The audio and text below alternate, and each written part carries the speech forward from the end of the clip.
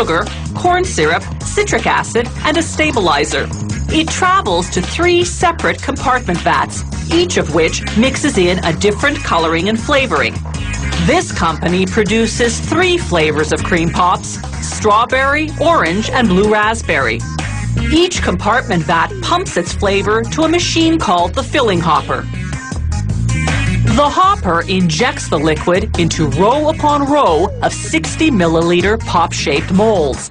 This production line has 340 molds in continuous motion. The molds descend into a tank of brine, water chilled to -35°C, mixed with calcium. Calcium works like antifreeze, keeping the water liquid despite the below-freezing temperature. As the molds travel through the ice-cold brine, the liquid freezes from the outside inward, creating a shell that will encase the Pop's ice cream filling.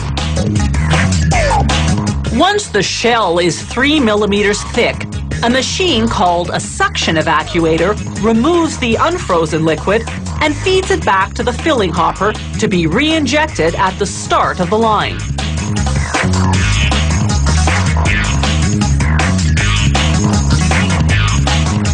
The shells are empty now and ready for filling.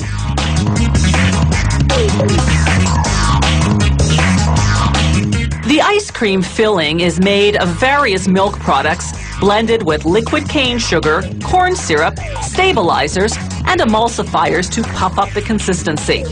The factory pasteurizes the mixture, heating it for 35 seconds at 80°C, then freezing it. Then it homogenizes the filling, skimming off the milk fat that rises to the surface.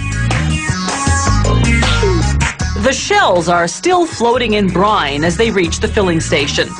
The machine shoots in the ice cream, overfilling the shell a bit to create a 1 centimeter cap.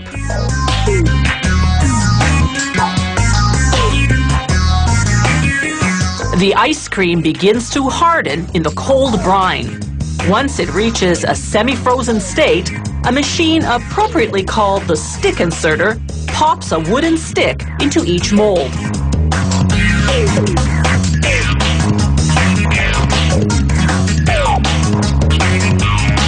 Now the molds leave the brine and enter a tank of warm water, 24°C, hot enough to detach the cream pops from the molds without melting them in the process. From initial injection to final extraction, it's been 7 minutes. The machine dips the cream pops in cold water to produce a protective coating of ice. This will keep the surface from sticking to the wrapper. It will also lengthen the product's shelf life. The machine deposits the cream pops into a continuous stream of paper wrapping. Heating elements seal the wrapper on top and between pops. Then a slicer cuts them apart.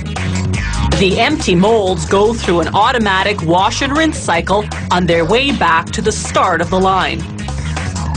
These molds are for making chocolate fudge bars. The production process is the same, except that the shell is fudge flavored, made from milk solids and chocolate powder.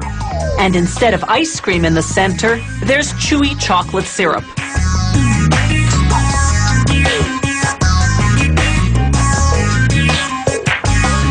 The factory stamps the packaging for all its frozen treats with the production date and other information.